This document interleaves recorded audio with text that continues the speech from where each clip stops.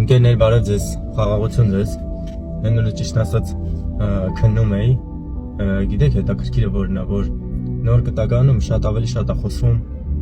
եղբայրասիրության, մեկը մյուսին սիրելու ու ներելու մեջ, ոնց որ աստվածապաշտությունը հենց տրվում է մեկը մյուսին սիրելու մեջ, ճիշտ ասած էդ էի քննում, նայեք, 5 կտականում, չարությունով աղբերն աղբորը սպանում էր, Աբել օրինակ Կայենին, տարածված էր դա, այն որ հետո երբ որ Աստված օրենքը տվեց,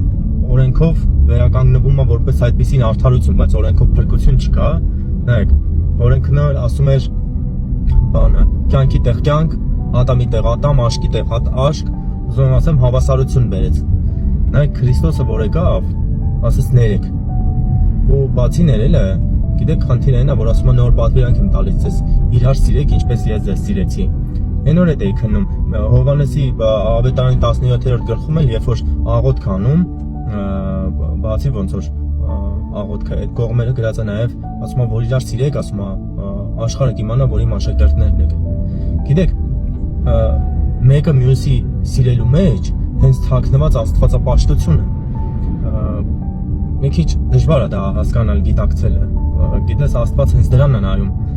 որովհետև ամբողջ Աստվածաշունչը այդ մեկ օրենքի մեջ է, ինչ որ կամենում ես, որ քեզ անեն, դու էլ դիմացինին արա, սիրի քո ընկերին քո անձի պես, այդ պատվիրանով ամեն ինչ ամփոփվում է։ Դրա համար Աստծուն գտնելը դա եղած մարդկանց արդեն սիրելն է, նայեք, մի հատ ուրիշ նյուանս էլ ասեմ, ընկերներ, գիտես, եթե ես աշխատում եմ ինչ-որ մի թիմում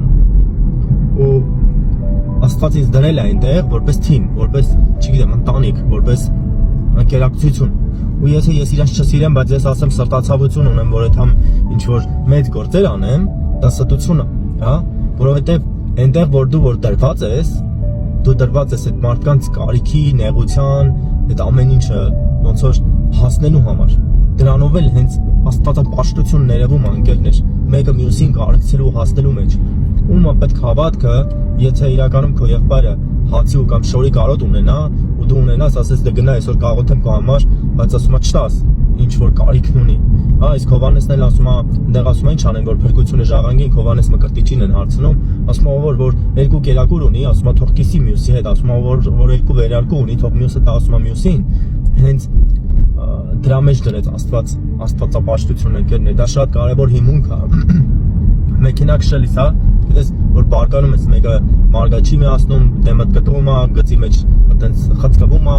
չգիտեմ, չի զիջում եւ այլն, երբ որ բարկությունը գալիս է, աղաջինը գալիս է, այն փաստը ես էլ եմ անում։ Ես որ անեի,